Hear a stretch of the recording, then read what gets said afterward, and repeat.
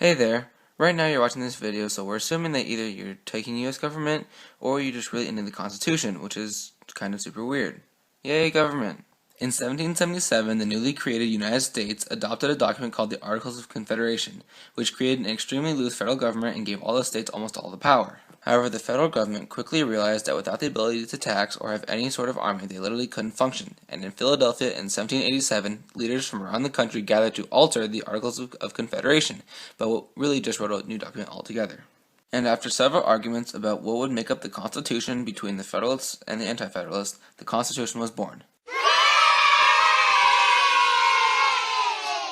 There are several major clauses within the United States Constitution, but we're really just going to talk about the two that give the federal government essentially unlimited powers. First is the Necessary and Proper Clause, which states that Congress shall have the ability to remove all laws which shall be necessary and proper for carrying into execution the powers bestowed by the Constitution and the government of the United States or in any other department thereof. So basically, if they want to pass a law, Congress must somehow manage to relate it to some power that they are given in the Constitution, no matter how obscurely they come up with that relation. Hence, Congress could legally require that at 2 o'clock Pacific Standard Time, every American citizen is to take a 5-minute dance break. And let's say, for kicks and giggles, they must perform an elaborate choreographed dance routine with at least one other person and say that it relates to the assurance of health and fitness as well as high morale to ensure federal security.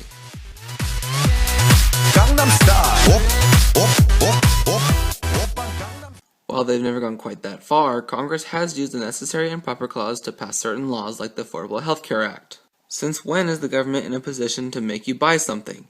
And the Department of Education's existence is essentially a massive stretch of their powers. In other words, the federal government uses the Necessary and Proper Clause to pass whatever laws happen to strike their fancy. Secondly is the Supremacy Clause, which states this Constitution and the laws of the United States which shall be made in pursuance thereof, and all treaties made or which shall be made under the authority of the United States shall be the supreme law of the land.